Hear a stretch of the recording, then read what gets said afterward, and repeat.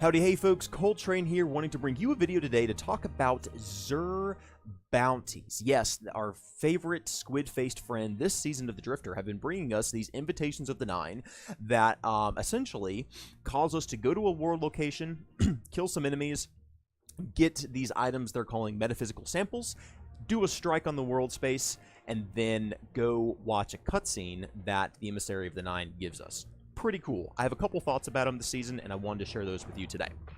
And the first is, I just think it's really, really special that Bungie decided to utilize world spaces in conjunction with telling their narrative. I mean, look at the Tingle Shore. Look at these skyboxes, right? This is a beautiful, beautiful world space. The problem I find, and many people do, I think, and maybe this isn't a problem, but a lot of folks simply do not go to world spaces for the sake of it. We always want something to do there. And I think sometimes we get caught up in always going to the same locations and not experiencing the full variety that this game has to offer in terms of playable space, simply because we just are going to go to the locations that we need to for whatever it is that we're doing. So I really like that Bungie decided to take these little bounties and make us go to pretty much all of the, oh my gosh, I fell in an abyss, pretty much go to all of the locations in the game. As I'm sitting here thinking about it, I think the only place we haven't been for one is the Dreaming City, but maybe we did go and I just don't remember, or maybe the last one is going to be the Dreaming City this next week, because I'm a week or so behind. So I just really think that's neat. I love the world spaces in this game, and I think that any reason we have to go to them, to go to all of them for whatever, you know, variety of content reasons, are just super worth it, because it's so fun to just run around and explore. At least I think so. Now, sure, you can go to them anytime you want and explore for the sake of it, but it's nice having a reason to bring us there.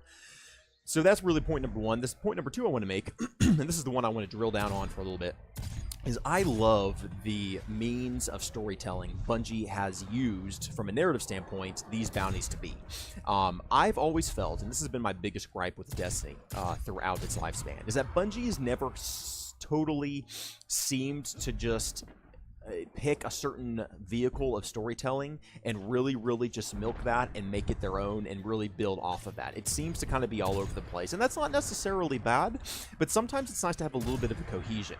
And I think in a looter shooter game that's already so heavily enriched in player engagement and making you go do something to obtain something tangible to then progress your character or whatever, is really the heart and soul of looter shooters, of course. And I think these Xur bounties really drill down onto that. They essentially give you a task, go to a world space, kill some enemies, collect some things, and then we're going to go give you something pretty tangible, i.e. these little cutscenes we've been getting. And they've been really cool, and I think this method works really, really well. It seems to be a fairly inexpensive way for them to continue narrative and storytelling. It makes it interactive for us, because we have to go out and do something, and then we get a cool reward, which I think the Emissary's little visions and cutscenes that we get each week have been really fascinating. And I like the fact that this exists also, because this season of the Drifter, if you're not a Gambit person, it's probably not been super exciting for you. You might have not had a ton of reasons to log in, unless it's for something like the Revelry, or maybe getting the Outbreak Perfected that just came out a week or so back, or some of these maybe seasonal events. But other than that, the core content that they gave in the season of the Drifter, if you're not a Gambit fan, you probably haven't had a good reason to log in every day. I think these Xur bounties have at least given players a reason to log in weekly, because it's telling the greater story of the entirety of Destiny. And man, does Destiny's lore deserve great storytelling. It's so rich and deep. Even if you only know a little bit about it, you know that, holy crap, there's a lot of special stuff here, and it just deserves to be fleshed out and told. And so I'm really appreciative that Bungie has used the Xur bounties to do that. And that brings me to my third and final point, is if Bungie should continue to do these, how should they improve it? Well, firstly, let me say, I really hope Bungie continues this type of vehicle of storytelling. I think it's just a lot of fun to kind of wait for each week. It gives a real sense of togetherness in the community, especially the lore community, because we all get to look forward and speculate about what's next week's bounty going to be, what are we going to learn, who knows what we're going to have to do. It's just kind of fun. By way of improvement, I would say it'd be nice if Bungie were to improve the drop rates of whatever item it is we're collecting for the said bounty. I mean, we've been going here for a little bit now, and granted, I'm, you know, talking to you guys while I'm trying to kill some hive to get the metaphysical data, but I haven't had a ton of them drop. Like, let's just even take a look and see quickly. How many have we had drop in the last 4 or 5 minutes of doing this? So I've had 2, and I've probably killed at least 20 enemies. I think they could stand a buff rate to the drop rate. It just seems to me that you will kill like upwards of 100 enemies to get the 9 samples you need. And maybe you might think, oh, that's fine, it doesn't need to be increased. I just think of times like, if you remember a couple weeks back when the Invitation of the Nine sent you to Mercury, right? And you had to get hive kills on Mercury.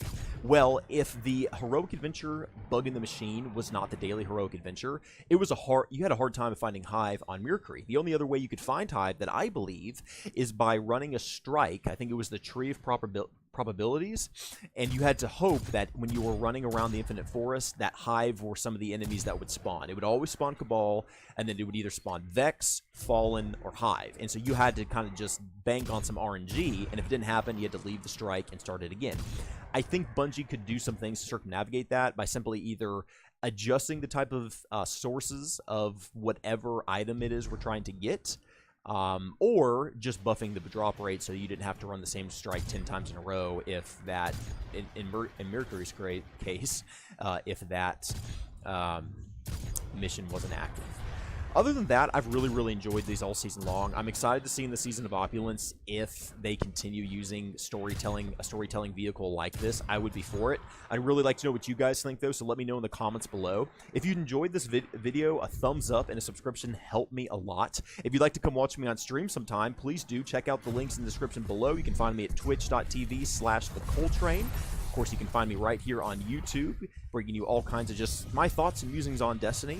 But regardless of what you do, I hope you choose joy in your life today. And I hope you take that joy that you choose and you go give that to the next person you interact with. Have a great day, and I'll see you in the next video or on stream sometime.